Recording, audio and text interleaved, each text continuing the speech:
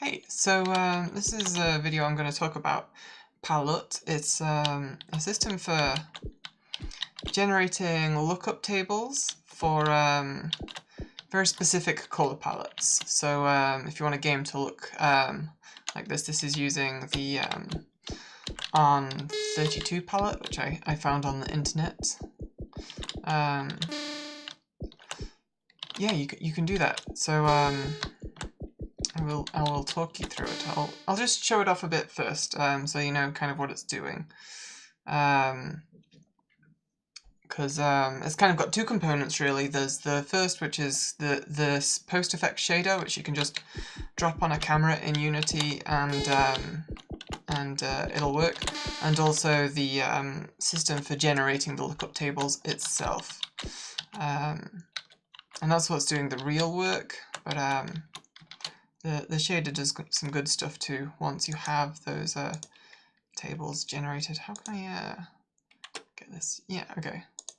So you can see the screen there, and here, oh gosh, it's going to be behind my head. I'm going to move my head over here. Here's a good spot for it. No, here, yes, yes. Okay, so here is the image effect. I can change the lookup table here. We've got a few that I've made earlier. You want like a 256 color palette, nice. Game Boy colors, you know, it's an option. It's a bit bright, but you know, there's things you can do to tweak it. You can put obviously other image effects in the stack to adjust the levels and change how things appear. The NES one. I like the NES. Oh no, I don't like the NES there. I don't like it. So yeah, you can do that. You can change how many pixels are in the screen. So I don't know, make it 100 by 100 or something. This is a widescreen, so that leaves some pixels squashed. Or you can have it like match the camera size exactly. And if I just don't zoom in, I don't know if the video quality will show that, but it's got, you know, dithering to the exact size of the pixels on there. I can't point at it with my mouse. My mouse goes invisible, even though the game's paused. I just don't understand Unity sometimes. Anyway, so that is more or less it. You drop it on, you tell it what resolution you want the thing to be. Oh, and I didn't talk about the dithering amount. You can have no dithering if I'm doddering with the dithering. You can have 0 dithering if you want, or you can just kind of increase the spread and just how much it goes. It like at half, it's definitely too much with basically any value. But you know, if you want something to appear nice and smooth from a distance, you're going to want more. But if you want it to look like it's kind of I don't know, a little more like a GIF from the early 2000s, then you want it a bit lower. I like to kind of have it between 0.05 and 0.1, somewhere in that kind of zone is one that's good for me. Let's put this back to 512 by 288. Like, I really like the chunky pixels. I like me some chunky pixels. So that's basically it. That's the shader. You just drop the script. Where's the script? Dither LUT image effect. So yeah, drop that on the camera, and you are good to go. I should say that the lookup textures that it uses are grids of 16 tiles wide. Only linear lookup tables are accepted. If you want to use like more tiles, you can punch that number just right in there, and you know, it'll work. So if you want more precision with your blue channel, then do that. Anyway, generating the palettes. Well, I mean, you already have a palette. I mean, this is... Why is that pink? Why are you pink now? Oh dear. Oh, because that's using a material that's missing. I'm going to need to, when I build this, I will include an actual material. For that, we'll just create a new material. Yeah, I don't care what it's called. I don't care what it is. Just needs to be an unlit texture. Okay, this, just ignore this. This is not something you'll have to do.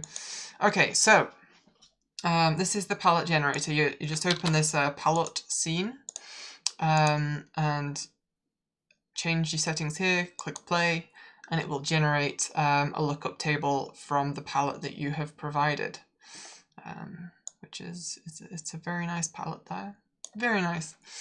Oh, if you don't know a lookup table, you use it to basically change one color into another. And so this method that I have here is for specific palettes. You want to convert, like, Unity's rendered some thing in whatever color space it's using, and you want to say, well, I'll take that and put it in my exact palette. So the way you do that is first of all, you need a palette image. I've got a few included, some that I've made, some that I've pulled from the internet. As you can see, they are all really small. It's very important that you have a small palette image. Like, I think this one is much larger by default, like I imported it from the internet, so yeah, it's huge. But you don't need all that extra space, because it will cause my palette generator to run slow. Like I've tried to optimize it so that it's only working with, it's not having duplicate colors, but Unity's image imports, it likes to create new colors that are very, very similar to the other colors that are provided. So ideally you want to have like a palette's texture file which has only as many pixels as colors. So things like the Pico 8 palette, it's 4x4, so that's no wasted colors or anything. So you just take the palette that you want to generate, like the ARM32 is a really good one. I really like that palette. And then adjust your settings, click run, and you get it. And I'll talk through the settings in a moment. And there you go. It will save a texture into your project folder with whatever you name it. New palette LUT is what it should be called, so I'm probably going to need to refresh this so that it appears. There it is, new palette LUT. And then you can change the name and alter its settings, which I will talk about afterwards, because my shader expects certain things of the imported image. Anyway, so red, green, well, I'll run this and pause it so I can talk about what these values actually result in. Okay, so the RG detail is basically how many pixels of red, green in each tile. So like how many pixels across here, how many pixels across there. Grid width is 16 by 1. So more tiles total means more blue quality, if you know what I mean. My shader takes 16 by 1, but if you want to write your own shaders, I know that some take, some lookup table shaders take bigger grids and stuff that are not linear, and this can generate those too. It just takes a lot longer. I'll talk these over whilst it's going. RGB influence, H influence, SV. This is all what it uses to determine which color on the lookup table is close to which color on the palette. I use RGB because it's kind of the most reliable, although it is not necessarily. Yeah, there we go. It's generated a nice big grid with high blue precision. Gosh, it's really pretty looking at lookup tables sometimes. Anyway, let's put that back to normal. Okay, so if RGB influence is 1 and everything else is 0, it's only counting the difference of red, green and blue values in a color. I could also have the hue influence more. I could prioritize saturation or the value of the color. And we also have the CIE lab influence, which is a color space that is supposed to be, like, I've learnt this stuff today, so sorry if I explain it wrong. It's a color space which is as close to possible as the human eye perceives. I don't know how they take into account colorblind people or people with different color perception, but that's what it is apparently. So you can let's generate one that's RGB to start with, and we can compare that in a moment. Okay, so refresh this, and that will mean that that is the current RGB one. And then we shall generate one that is entirely in lab space, which is lightness. A is on one color axis and B is on another color axis, so it's yeah. And there we go. And you should be able to see if I show the old file before Unity loads this new one. God damn, come on, Unity. This isn't easy to show, but you can see that there is a measured difference there. In general, the lab color ones will look similar, but it's going to take a while to figure out the best settings that work for your palette, and also for how the game is being rendered in Unity. Like, there's some jiggery pokery to do. I can't jiggery pokery. What does that even mean? See, that feels like the kind of phrase that might be really problematic if I don't know the origin of it. Shit. Anyway, we'll look that up later. Let's see if I've gone over everything. Oh, yes, right, of course. The generated files that we get, where are we at? My post-effect shader does not like mipmaps. It wants the thing to be clamped as though it's like a ramp texture or something like that.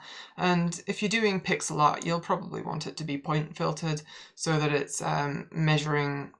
Like the colors used in here are only the colors from the palette you provide.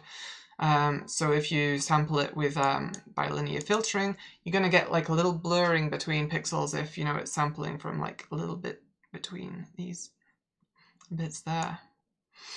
Also, you're going to want to switch to none on compression, which is generally a good idea for anything that you want colors to be precise on, because Unity's compression will destroy your palette like consistently every time, every damn time. If you're wondering, like, you're looking at like a texture in Unity and it's like, why are the colors not like I planned them? It's because Unity's butchered your palette. So yeah, point filter. Yeah, and those are the settings that you want.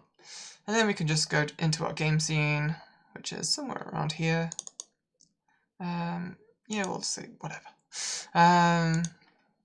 Go to the thing, and we just drop the new lookup texture right on there, and it'll work right away. There we go, that's the lookup texture that we generated. Yeah, that's it. That's all there is to it. I did talk about dithering and stuff. Yeah, I've talked about everything. Okay, cool. Bye.